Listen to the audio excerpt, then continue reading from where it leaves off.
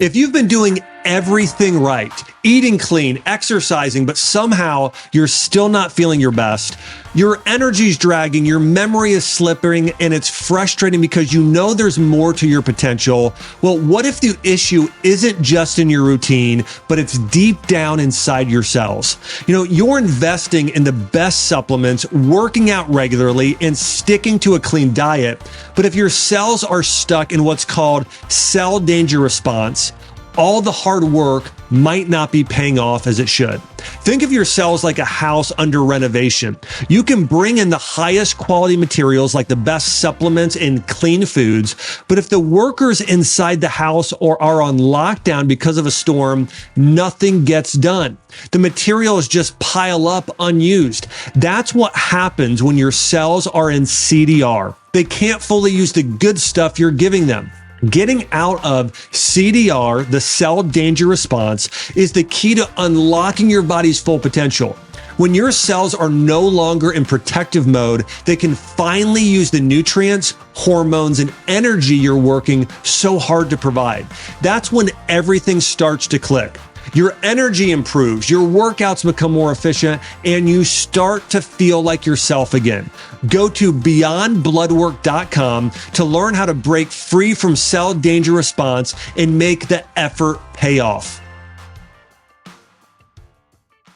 Hey everyone, welcome to the Dr. Josh Axe Show, where each and every week we dive deep into the science and principles behind how to grow in body, mind, spirit, and take your health and your life to the next level. On today's episode, I'll be having a conversation with Lysa TerKeurst, and she has written some massive bestselling books. She's the president and CVO of Proverbs 31 Ministries. She is the host of the incredibly popular podcast, Therapy Theology, and she helps people navigate trust, boundaries, forgiveness in their personal and spiritual lives. So we're going to dive deep in today into spiritual health as well as mental health, and also talk about relationship health. And this is something that's so important because one of the things I've talked about on the show constantly is how our spiritual and mental health affects our physical bodies. There is a mind-body connection that we want to focus on being healthy. And this is something that we really missed out on in the Western part of the world. The Eastern part of the world, they're focused a lot more on health in body, mind, spirit, this holistic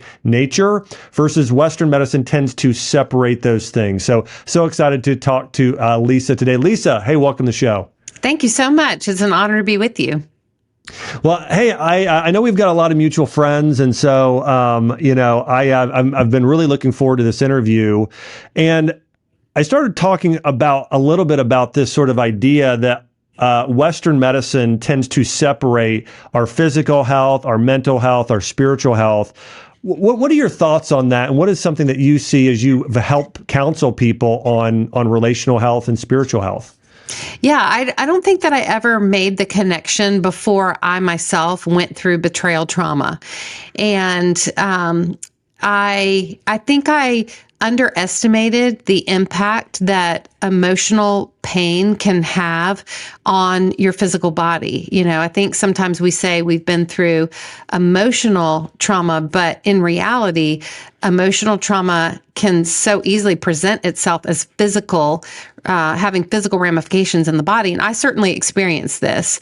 When I found out that my previous husband was unfaithful, and it was an ongoing battle with, sometimes me feeling like things were going to get better and then things would fall apart again, and things would get better and then they would fall apart again. And that ongoing hurt and pain, and also never really understanding anything beyond what I could discover. And so that feeling of constantly getting caught off guard, it definitely wound up taking its toll on my body. So I discovered that he was being unfaithful in February of 2016. And that summer, unexplainably, my colon twisted around itself. It cut off the blood flow inside of my body. And I wound up having to have emergency surgery. I was in intensive care for several weeks, and they had to remove most of my colon. And I remember when the doctor came in and he said, Lysa, have you experienced some kind of physical trauma? Like, have you been in a car accident? Have you, he had this whole list of questions. And I just said, no, I have not been in a car accident. And he said, well, your insides look they look like someone who's experienced a significant physical trauma. And he showed me a picture of my distended colon. It was the size of a baby. It was like this big. And it was massive trauma that I had experienced in my body. And so I remember looking at that picture and thinking, most of the time, people will say when they've experienced an emotional trauma, like, my insides feel all twisted up. Well, I got to see a picture of what emotional trauma can actually do physically to a body. Then 1 year later, with no history of breast cancer in my family, I was diagnosed with breast cancer in September of 2017. Wow. And so you'll never be able to convince me that it's not all connected, because I've seen it play out in my own body. Wow. I mean, it's such a powerful example. I've cared for a lot of patients in the past who struggle with things like autoimmune disease, inflammatory bowel disease, and what will cause them to have a reaction just as much as eating conventional pizza or ice cream is relational stress or some sort of stress in life. And in Chinese medicine, this is an area that I've spent a lot of time studying. They believe that different emotions affect different organ systems. So for instance, to your point, the emotion of grief, where something has happened traumatic in the past, that affects the colon. Or for instance, if somebody has broken your trust and there's that relationship divide, that's actually associated with breast cancer and things like. So anyways, it makes a lot of sense. And I know that's one of the things that you've been able to focus on. This is one of the reasons that I wanted to have you on the show is your writing is so wonderful. I've read a little bit of your books. I mentioned I have family members who have read, almost every book you've read, my mom to be specific. And you've done such a good job of helping people heal from relationship trauma, from spiritual and emotional trauma. Talk to me a little bit about how you helped yourself heal from, for instance, broken trust. I mean, there's nobody who's watching or listening to this who has not been hurt by somebody and they haven't been betrayed or their trust broken. How did you start to heal from that? Well, first of all, I had to learn that every rip that happens in a relationship where trust is broken, it requires a repair. And if we have all these rips in a relationship and we don't intentionally do the work of repairing those, then that broken trust is not just something that happens to us, it starts to happen in us. And that's where trust issues are formed, where it's like, there's been a lot of broken trust and there's this repeated pattern, not of people making mistakes. Look, in all relationships, there's going to be difficulties. We all make mistakes, but there's a big difference between a mistake and a repeated pattern where the person who's hurting you, where they won't own what they did and where they're either unwilling or incapable of making the necessary changes for that connection in the relationship to return to the safety that's required for a relationship to be growing and thriving. So trust can only be built time plus believable behavior. Time plus believable behavior. In other words, there has to be a proven track record where over time, people have behavior that assures you over and over and over again that they are safe. And this is especially true if you've been in a relationship where trust has been broken before. Time plus believable behavior. It's a good thing to think about. That's so good. One of the things that I often counsel patients with is that we want to help build up more oxytocin released in the body. And this is the hormone that's related to when a mother is nursing a newborn, when somebody is, in marriage, has a great relationship and intercourse, or just somebody giving a hug or a high five. And so it's a hormone that's related to connection. And one of the things that we've seen, there's a study out of Harvard that shows the number one factor in longevity is great relationships. And this is tied to this hormone oxytocin. And so it's important for health as much as anything. I think a lot of people who have been hurt by one other person, they develop trust issues. The problem is not only with that one person, with other people. So is that something you've noticed? And how do you counsel those people not to punish everyone else? And actually, it punishes themselves because now they're not getting oxytocin, they're not getting connection. But how do you help people deal with that? Yeah, what I've seen happen, and again, I've had it happen in me. So I don't want to just talk about like the people who've experienced this, because I've experienced this. So a lot of this will be confessional for me. But also I just think sometimes when a reader is reading a book, more than being taught at first, they want to be understood. So I want everyone to understand, like, I've walked through this personally. And so I understand the complexities and the deep pain on such a personal level. So what can happen when our trust is broken? If the fabric of trust is connection and safety, which I believe it is. So the connection's what you're talking about. Like, we want that good feeling that this is a person that we've connected with. And yes, like you were saying, like our connection with them, whether it's just a simple hug or whether it's, making love and the oxytocin that's released afterwards. So we are desperate for that connection, right? And we want that connection. But at the same time, that connection has to be safe.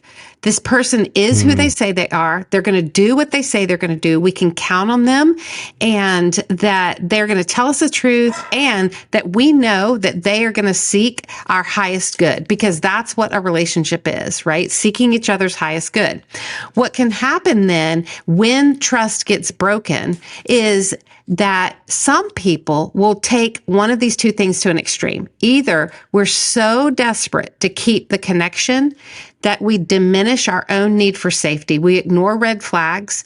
We overlook things we shouldn't overlook, and we put up with things we shouldn't put up with. Or the other extreme is we can start to prioritize safety so much so that we don't want the risk of any connection. And it's true of the person who hurt us, but it can be true that we start to develop a skepticism of all people.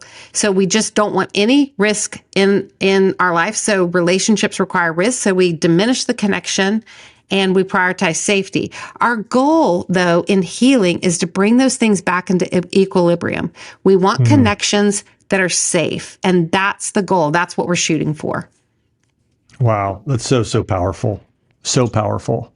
I can imagine one of the things when you have, when you've been hurt, when people have been betrayed, is needing to forgive others. I think, I think about this in my own life, and I think that we've all had people that have betrayed us that we've needed to forgive. And one of the things I mentioned earlier, we talked about, how grief in Chinese medicine is known to, and I think just generally, I think science proves today it affects the immune system in the gut. We talked about how issues related to lack of connection and trust being broken affects the upper digestive system in the breast. And then the emotion of unforgiveness is very hard on the liver and lymphatic system. It essentially freezes your body's ability to cleanse and detoxify itself. And so, unforgiveness is something that I see, I even think about, just politics today. I think that there's so much unforgiveness, just in humanity right now. What are some things that you've seen and even noticed maybe in your own life in terms of how did you start to forgive and move on when somebody, betrayed you and hurt you to that level? Well, I think when we utter the word forgiveness, a lot of times people conjure up in their mind, or they bring to the forefront of their mind some of the most hurtful things that have ever happened to them. And so forgiveness is hard. It's really hard, because forgiveness can feel like a very unfair gift that we're giving to the person who's hurt us the most.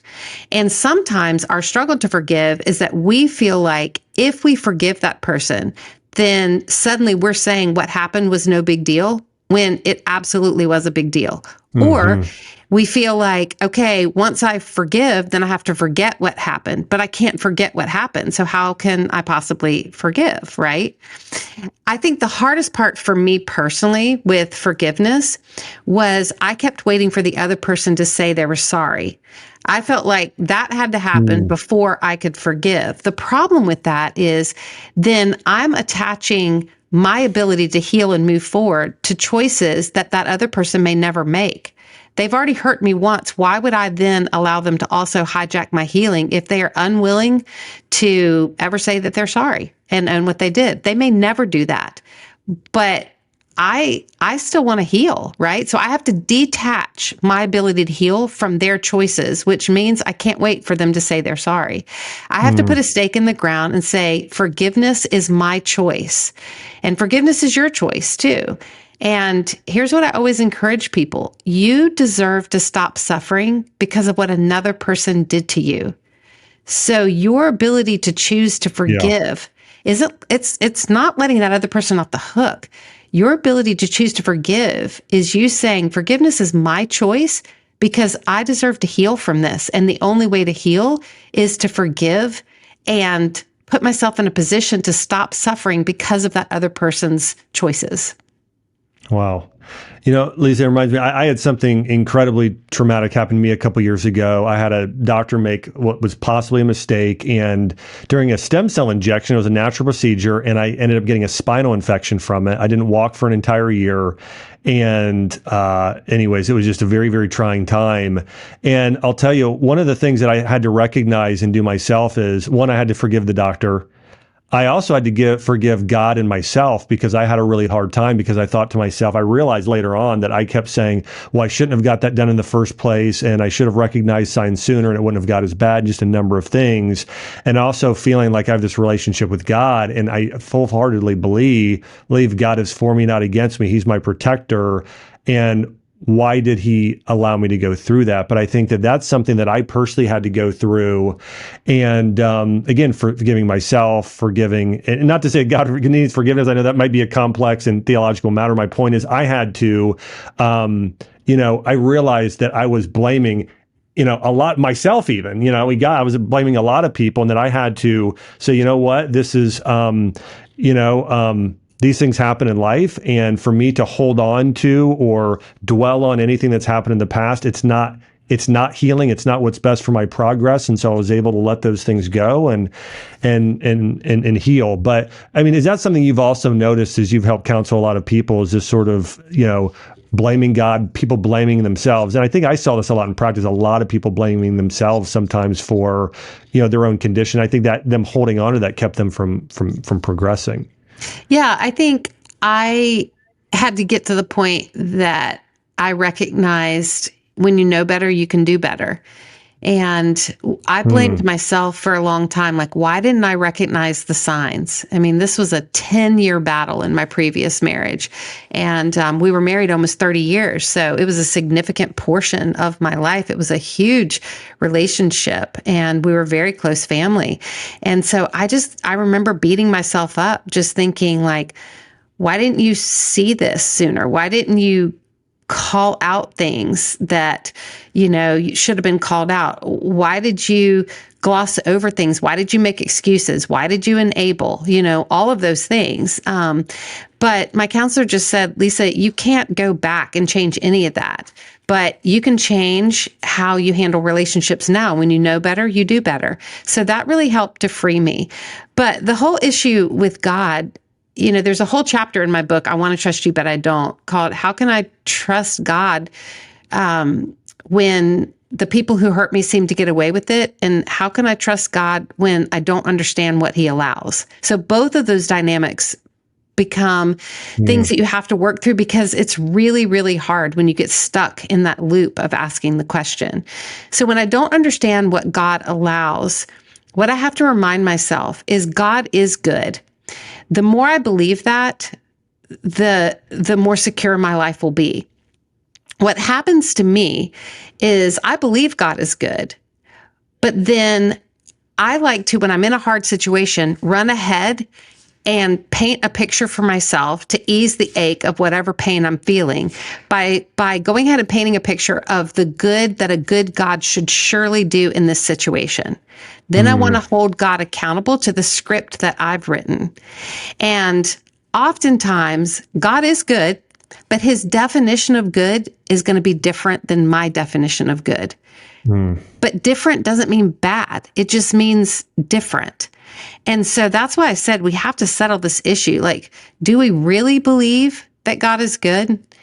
And I remember a couple of months ago, I asked an audience this question: what would change about your life if you became absolutely convinced in the goodness of God?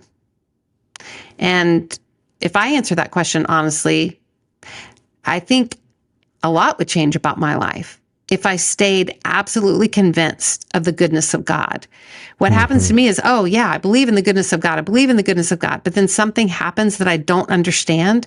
And what we don't understand, we'll try to control. And what we don't trust, we'll try to control. And so once again, I get back in that cycle of saying, like, a good God should surely do this. And then I want to hold God accountable to this, when God sees such a bigger picture. And, honestly speaking, looking back on the 10 years of trauma that I experienced in my previous marriage, I am so grateful now that God did not follow my script. I thought the only pathway to redemption in my story was restoration. But God, in his great mercy and his divine wisdom, chose that this was not going to be a restoration. And honestly, I'm so grateful for that now, because it was a rescue. Because the person that I was married to was unwilling to make changes that were absolutely crucial for me to not just thrive in that marriage, but for me to survive the amount of emotional trauma that I was experiencing. So my redemption story is still a redemption story. It was just a rescue rather than a reconciliation. But I'm so grateful for it now. I'm so grateful God did not follow my script. Wow, it's so powerful. It's so powerful. I resonate so much with what you're sharing, because I saw, a similar thing as I was going through this, debilitating health issue, that I always wanted to run ahead of God. I expected God to do certain things, and it didn't happen the way that I expected and really had hoped. But yet now I'm sitting on the other side of it, and I'm looking at, okay, well, God really allowed me to be refined spiritually. He allowed me to become more resilient. He allowed me to become more mentally strong, a better dad and husband, I think, through this process, because I was able to kind of pause and reflect and focus on what matters most in life. And so, I think God is so good. And there's a, as you're talking about this, one thing you mentioned is essentially you blamed yourself. This is going back a little bit, but I picked up on this. You mentioned you blamed yourself because there were these red flags that you felt like you should have picked up on earlier in a marriage. And I think that or just in relationships in general. And I think that, that takes wisdom to be able to recognize those red flags. Sometimes it takes a level of maturity. There are so many people out there today in toxic or bad relationships. What are some of those warning signs that you're aware of, that now, in terms of what to look for in a toxic relationship? And then on the other end, I'd love to hear you share, what are those things that you want to look for in a life partner? And the sort of people that, you want to be spending more time with, friends and a marriage. Well, first of all, we have to start by recognizing we're going to attract someone at the same level of health as we are. So if we've been in a string of relationships that have ended poorly, or where we got hurt, sometimes the dysfunctional dance we had to do in a previous relationship can start to feel normal to us, even when it's not normal at all. And so we're going to gravitate toward what feels normal to us. So it's really good for us to pay attention to our healing. And when a relationship goes through a really hard time, or maybe that relationship doesn't survive, sometimes we can, just because we don't want to be alone and loneliness can feel painful, we just jump really quickly into the next relationship. But chances are we're going to attract the same level of health we are. And if we're unhealthy and we've got things to work on and we don't work on them, then we could find ourselves just repeating the same patterns over and over and over. So I think that's the first thing we have to pay attention to. When I went through my divorce, people, it had been such a long, drawn out process that by the time the divorce actually happened, I'd been alone for quite a while. And so people naturally started asking me, when did I want to date? And at first I was like, oh, I will never date. I will never attach my well-being to choices that I don't have any say-so over. And so I had this extreme resistance to it. And over time, though, I found myself saying that to better manage something that I feared wouldn't really happen. So I would say I don't ever want to date, but internally I was not feeling that internally, I wanted a life partner again. I wanted another shot at love. So I think that's the second thing we have to watch is our words frame our reality. So if we truly mean that we don't want to be in relationship, in future relationships, then fine, mean it. But if we say it to better manage the hope, so that hope can sometimes be painful if hope doesn't come about. If we're saying it to manage that, then I think we have to pay attention to that and be honest with ourselves. Like, what is it that we really want? Then the next thing we have to pay attention to are when we start to step into a relationship, we've got to be honest about what we're really experiencing, what we're really seeing. And so I Want to Trust You, But I Don't, I identify 11 red flags that are really important to pay attention to. I always caution people, like, don't go into this like so focused on finding what's wrong with the other person, because if we're hyper focused on that, chances are we're going to hyper focus on all the negative things. And that's not really a fair way to start a new relationship either. But I do think it's important that we pay attention to what we see. And different people have different tolerance levels for different, sometimes inadequacies in another person, or things that we're comfortable with that, maybe we have a good high tolerance for this and other people have a low tolerance. So it's a very personal experience, and not all red flags are created equal. So I'll list off a couple of the red flags. And then I also want us to think about, not only are these red flags that we need to watch for, but if we leave those unattended, these will become the roots of distrust in that relationship. And when I say left unattended, I mean we choose not to have conversations that address them. We can't fix another person, but we can have healthy conversations. I'm convinced more relationships die not because we attempt to have hard conversations, but rather because we refuse to have the conversations that are needed but never had. Yeah. Okay, so here's some of the red flags. Hey everyone, Dr. Josh Axe here. You all know that I only talk about products that I truly believe in and use myself. And let me tell you, since I first got my hands on this product back in 2022, it's become an absolute staple in my weekly routine.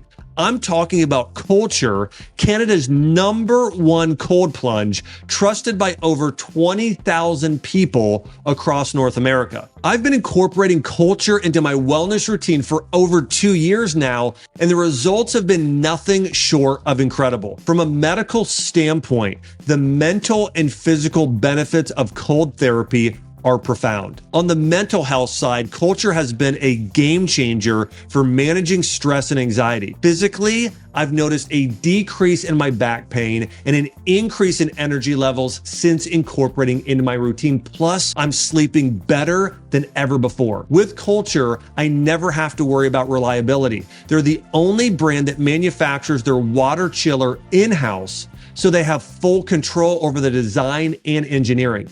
Plus, their customer care team is top notch. So if you're ready to take your wellness routine to the next level, challenge yourself to just 11 minutes a week in a Culture tub. This could be one of the best investments you've ever made in your health. Right now, for all of my listeners, Culture is offering an exclusive discount. Just visit culture.com and use the code AXE at checkout to save $200 on your first purchase. That's culture.com, COLDTURE.com.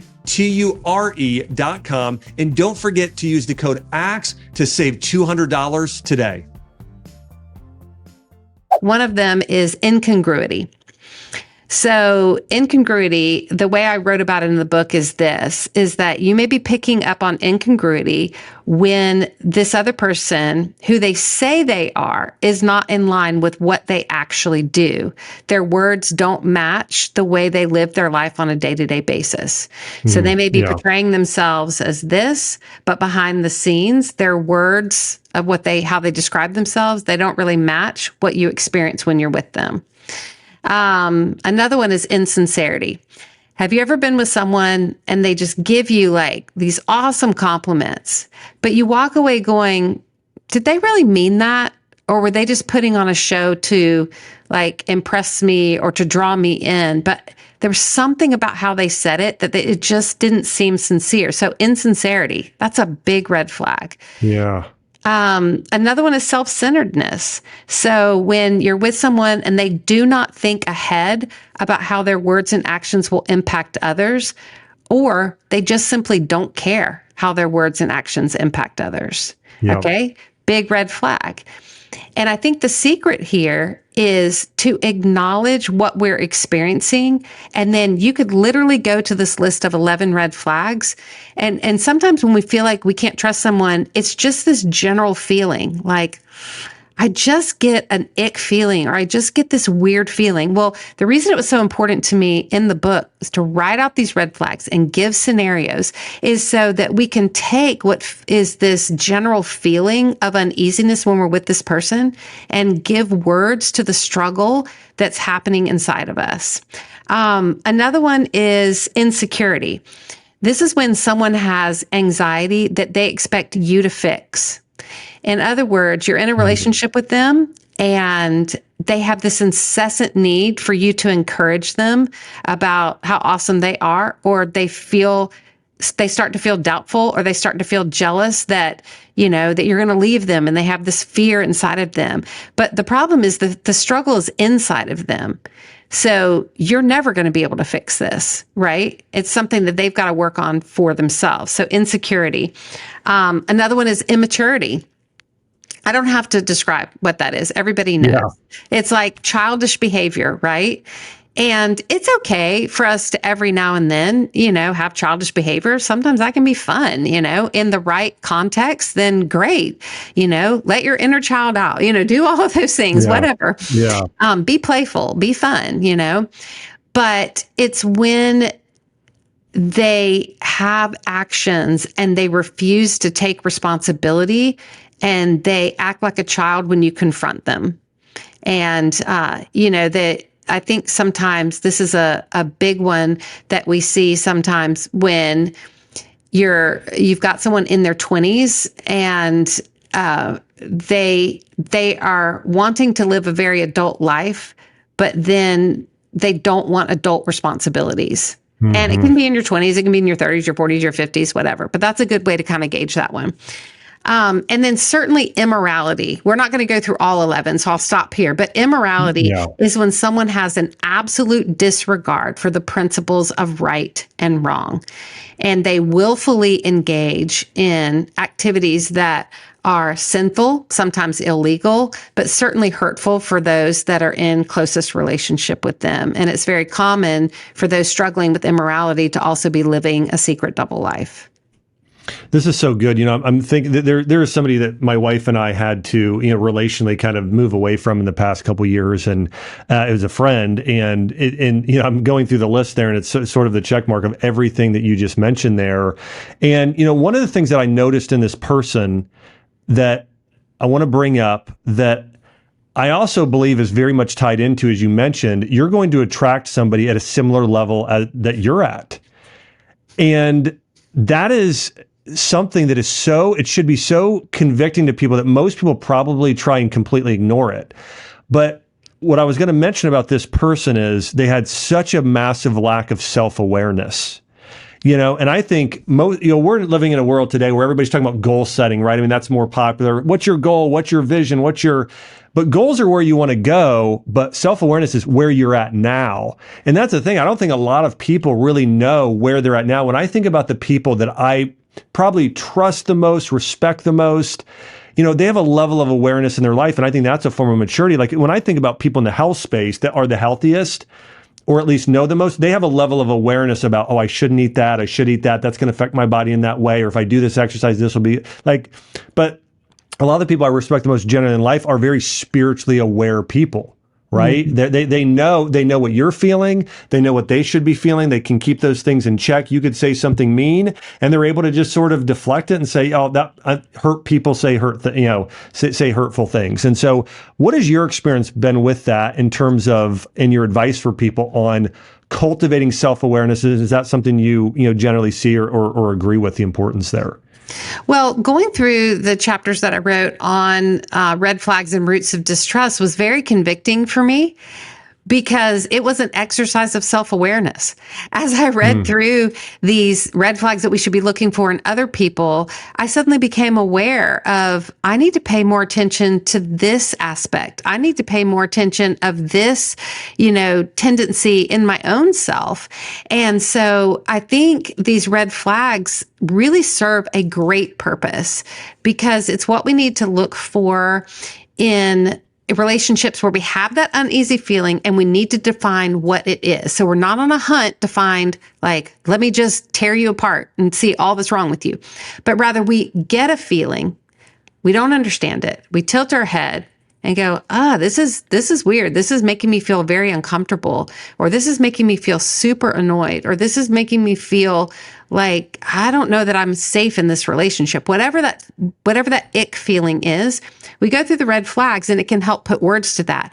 But also, we read through the red flags and we realize, wow, I might be doing some of these things to other people. And so once we become aware of it, then we can work on it and increase our self-awareness to be careful about that. Because look, we're all sinners. We all have tendencies to do selfish things. We all have a propensity to make mistakes. The difference that we're looking for is there's a big difference between a mistake, which we all make, and a repeated pattern of behavior that we refuse to own, that we refuse to work on, that we're either incapable or unwilling to change. I feel like this is so tied to the biblical idea of repentance, right? I mean, it's this idea of, I've fallen short. I messed up. I need to do better here. And then it's also part of that word is, now I'm going to move in the other direction. And I'm going to start self-correcting there. And I think that, to really, when we're talking about awareness, if it's with the right intention, I mean, that's something that it should embody as well. One thing that I know that's so important in relationships, and something I know you've talked about in your books before, it's boundaries. It's so funny. Chelsea and I right now, we're sort of planning out, see, what are we at? Yeah. So, September, October, or October period here. And we're now making plans for Christmas and Thanksgiving and holidays. And we've got some people in my family that are, my sister-in-law recently married. So, we've got a lot of discussions on who's spending time with who.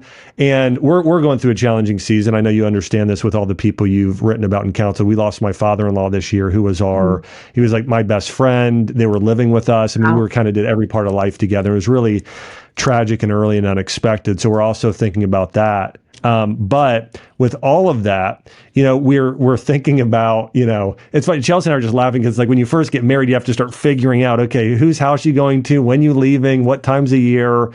And we're just talking about this week. I was thinking about all this, but it made me think of boundaries, because that's something that you sort of have to, especially as couples, start to lay down, you need to do it for yourself, but also in a marriage, it's something you have to do together. What is your advice for people in terms of, what are boundaries? Why are they important? And how do we go about knowing what to set and how to do that from a biblical perspective? Yes. So when I first started researching boundaries, my big question as a Christian is it okay for a Christian to have boundaries? Didn't Jesus model that we're to lay down our life for our friends? So is God okay if we have boundaries? And here's an important basis that we need to think about. Jesus did lay down his life, but he did it to accomplish a high and holy purpose. He did not lay down his life to enable bad behavior to continue. Mm-hmm. And as I went through and looked at boundaries from a theological perspective, right from the very beginning, Genesis 1, I see God using boundaries to create separations between light and dark, land and sea. Mm-hmm. Those separations are boundaries, right? Then you get into Genesis 2, the first recorded conversation between God and man. And of all the topics God could have chosen for that conversation, he chose the topic of a boundary. And he did it in the context of freedom. It's important to look at how God established this very first boundary. Sometimes when we're studying in a theological sense, there's this thing called the law of first mention or the law of first picture. And so if we want to understand how the rest of the Bible is dealing with something, we go to the very first time that we see it pictured or mentioned in the Bible. So that's why this first conversation is so important. And And how God establishes this boundary conversation is crucial. He says to Adam, you are free. So boundaries are for the sake of freedom. Boundaries are not so we can create unrealistic restrictions.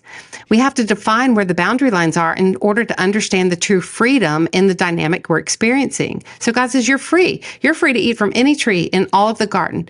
Here comes the boundary, but not this one tree, the tree of the knowledge of good and evil. For if you eat from it, here's a consequence, because boundaries without a consequence are nothing but a poor suggestion.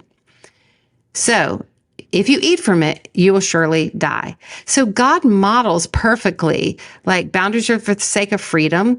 They're also for protection. God wasn't being a killjoy God telling Adam not to eat from the tree of the knowledge of good and evil. He was trying to protect him from carrying the weight of the knowledge of evil inside of him.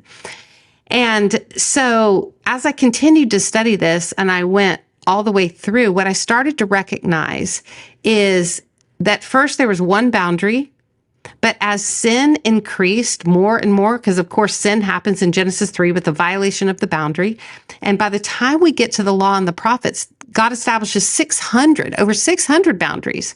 Because where there is sin, where sin increases, chaos increases. And in order to bring order back to chaos, you need boundaries. I continued to study, and I got all the way to where God established the temple. When God established the temple, he gave some people certain access, but not all people all access. And it wasn't because this group of people was more important than this group of people. It's because the higher access God granted someone, the closer and closer to the Holy of Holies, the more responsibility they needed to demonstrate. All the way to the high priest. The high priest was allowed the greatest access, but he also had to demonstrate the greatest responsibility. Before going into the Holy of Holies once a year to make atonement for the people, he had to be perfectly purified and cleansed. If he wasn't, he suffered the highest consequence, and that's death. So this taught me why it's so important for a Christian to have boundaries and why you and I need to establish boundaries. And it's this. I was giving way too much access to certain people who had not demonstrated they could be responsible with that kind of access. And when we give level 10 access to someone and they only demonstrate level 3 responsibility, the distance between those two is where you'll find relational chaos and where dysfunction grows. So our natural tendency is like, oh, I'm going to put a boundary on this person to make them be like safer, to make them be more responsible. But that never works. You can't force another person if they're unwilling or incapable of changing. You can't force a change. So our choice then is to put a boundary on ourselves. And how do we do that? We reduce the amount of access we grant that person down to their demonstrated level of responsibility. So yes, to answer the question, is God okay with boundaries? 100%. Boundaries are not just a good idea. They're actually God's idea. I love it. This is so good. And I love you go all the way back to the beginning in Genesis for that. And it's amazing how God, you can take this principle and apply it to our lives. I think about, as we were, as you were talking about boundaries, I think boundaries are really related to the virtue of discipline. And, discipline, it takes a lot of creating a lot of boundaries and things. I'm going to do this and this and this and not do this in terms of our lives. And I had a mentor tell me this once. He said, you know what, the more that you are disciplined and spend time practicing, whether it be an instrument or a sport or whatever it is, and you get better, only then are you free to play. Like if you've never played a flute before, you're almost not free to play. You can't play anything. If you get really good at a sport, you have all this freedom to do all of these tricks and do things that most other people can't do. And so it just reminded me of that sort of, this in terms of some of those virtues there of boundaries and the importance of those. And it's so good. There's a psychologist, I know you're familiar with him, Jordan Peterson, and I was watching one of his lectures recently, and he said, he said something to the degree of, who should you spend time with? And this is something I'm interested to hear you share about, because I think that I remember growing up. So I went to a Christian school through 8th grade. And I remember my mom once telling me I shouldn't hang out with this person. And I remember, again, I'm a unwise child, and I was probably I think I was eighth grade. And I said, well, I really want to hang out with this person for this, and reason. And I'm like, well, Mom, he's not going to influence me. I'm going to influence him, sort of thing. And, so going back to this, I mean, Jordan Peterson said, you really shouldn't be spending time with somebody from the sense of this iron sharpens iron, because it's not going to happen. If you wouldn't recommend that your own kids hang out with that person and spend a lot of time with them, you shouldn't do that yourself. And that really made me think. What are your, how do you feel about that? Well, I do think that we become like those we associate with and those we spend a lot of time with. And I remember one time my counselor did this activity, and it really stuck with me. He took a glass of water and he put it on a table, a level surface. And he said, do you see how water seeks its own level? The water on the side of the glass here is level with the water on the glass here. He said, never will you see a glass of water sitting down and one side is over here and one side is here. Water always seeks its own level. And the reason that exercise was so profound for me is because healthy bonds with healthy. Unhealthy cannot bond with healthy, and healthy cannot bond with unhealthy, right? And so we're going to have a lot of struggles if we hang out with people, if we allow people to speak into our lives that aren't disciplined or that don't have healthy perspectives, or they're caught in an active addiction, or, whatever. So I recognize some of us are already in relationship with these people. So I'm talking about new relationships that we're seeking out. We need to recognize that we will have a much healthier, happier relationship if we find someone who is on our same level, has the same desire for growth, has the same desire to own what they do and to take responsibility for their actions. And yes, iron sharpens iron. So you and I getting together, like there would be things you're stronger at than me, and you can influence me in a positive way, and I can influence you in a positive way. But because we're both seeking each other's highest good, then our water is even. It's when that gets out of balance that you're going to have extreme struggles, because the unhealthy person is going to want to create equilibrium by pulling your health down. And the healthy person is trying to create equilibrium to pull the unhealthy person up. And in the end, it's a futile process to change another person if they're unwilling or incapable of making those changes. There's something you keep saying, it's a term, and I love it. And I've studied a lot of the Greek philosophers, Aristotle, as well. And so you keep saying to seek the highest good of the individual. And so that's something actually, I wrote a book called Think This, Not That. And that's a big principle I talk about in the book is, willing the good of the other, seeking the good of the other, but the highest good. And so I love that you keep bringing that up. And I think that is it's rephrasing the golden rule. But I think for people to think about it in those terms, I think to a degree, the way you're saying it maybe even embodies more of the original meaning, in terms of when you look at that person in front of you, I want to do everything I can to do the greatest good for you. And sometimes that means giving you more access and trust, and sometimes it doesn't. Because some things need to be earned, and you need to earn that, and that's going to help you grow in that way. So I love that you keep sharing with that. That's sort of the last thing I want to ask you here is that tell me what that phrase means to you. Can you hash that out a little bit? Yeah.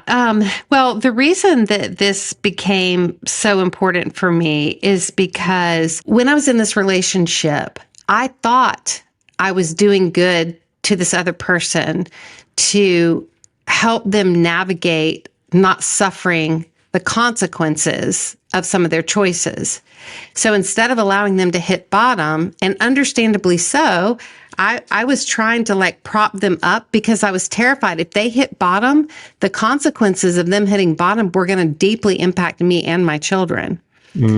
And so I was in essence constantly enabling, but I didn't realize that that was a bad thing. I thought that I was helping them to not destroy their future and not destroy our future, right? But in essence, that was not me seeking that person's highest good. Me seeking that person's highest good would be the opposite, not to enable the addiction to continue, because the addiction was really destroying. And until they suffered the consequences of their choices, they had no motivation to change. Yeah. And so seeking the other person's highest good is where I want the best for you. I want the best for you. And if you're participating in destructive habits, it's me being brave enough to let the consequences naturally unfold in your life, because you've got to have some kind of motivation to change, because I can't want that change for you. You have to want it yourself. It has to be an internal motivation. It's kind of like if somebody was having a cardiac event, we would run to that person and we would, using external pressure, we would be able to sustain their life for a little while doing CPR. But at some point, if their heart doesn't quicken and beat on its own, it's not realistic to sustain their life forever using external force. And the same is true with needed and healthy changes that need to occur in another person if they're participating in destructive behaviors. Like at some point, they've got to want it. And my issue is that I was working harder on another person than they were willing to work on themselves. So that's kind of the harder part of seeking each other's highest good. The more obvious part is I want the best for you. You want the best for me. I've got your back. You've got my back. I know at the end of the day that you would be willing to give me the last piece of pie, and I'm equally willing to give you the last piece of pie. So in the end, we split it and we're both happy.